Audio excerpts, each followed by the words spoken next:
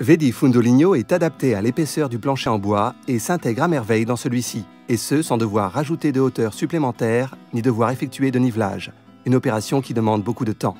L'étanchéification par rapport à la structure en bois adjacente est réalisée avec le kit d'étanchéité Vedi Fundo. Fundoligno, parfait pour le bois. Tout d'abord, tracez les découpes à scier.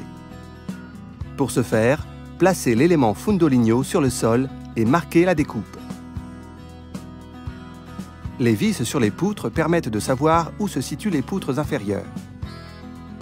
Avec la perceuse, percez un trou dans le plancher en bois afin de marquer l'emplacement du receveur. Sciez la découpe pour l'élément Fundoligno comme représenté. Ensuite, retirez les planches de poutre et le matériel d'isolation. Une structure porteuse s'avère nécessaire pour loger l'élément Fundoligno. Celle-ci est réalisée avec des baguettes et des planches en bois. Dans la zone du corps du siphon, un coffrage d'environ 35 par 35 cm est réalisé, afin que le corps de siphon puisse être fixé dans la chape.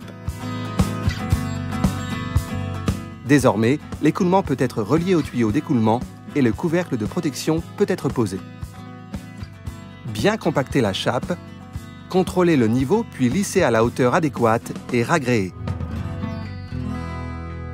Attention!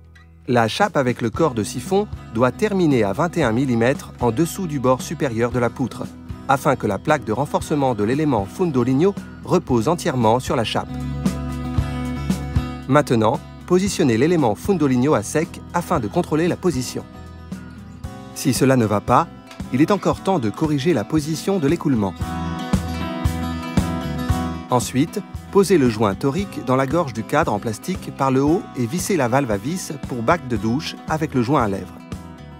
Prendre le couvercle de protection de la douche et le resserrer.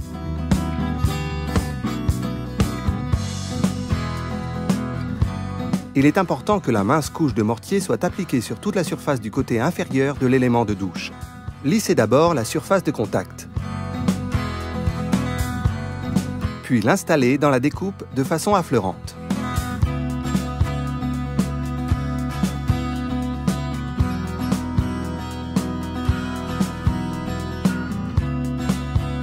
L'ouverture restante peut maintenant être refermée avec les anciennes poutres. Laissez durcir la colle à carrelage pendant environ 12 heures sous l'effet d'une faible pression, par exemple à l'aide de paquets de carrelage. Afin de réaliser également des parois de douche étanches, les surfaces sont étanchéifiées avec des panneaux de construction et du Vedi 610. Le montage des panneaux de construction s'effectue sur le Vedi Fundoligno. Les joints sont rendus étanches avec du Vedi 610.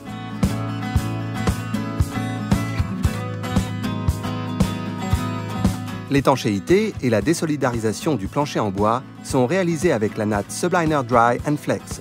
Pour ce faire, réalisez une surface de contact à l'aide de la colle à carrelage, puis lissez à l'aide d'une spatule à dents de 4 mm, puis installez la natte d'étanchéité et de désolidarisation Subliner Dry & Flex.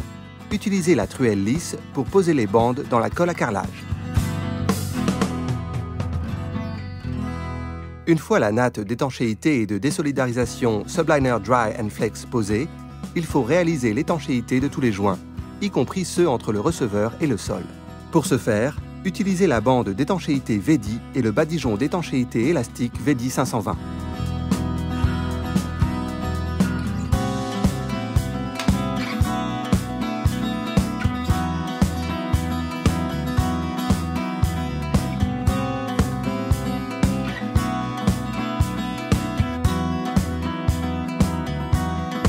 Le carrelage peut être posé une fois que la pâte d'étanchéité a durci, après 5 heures environ.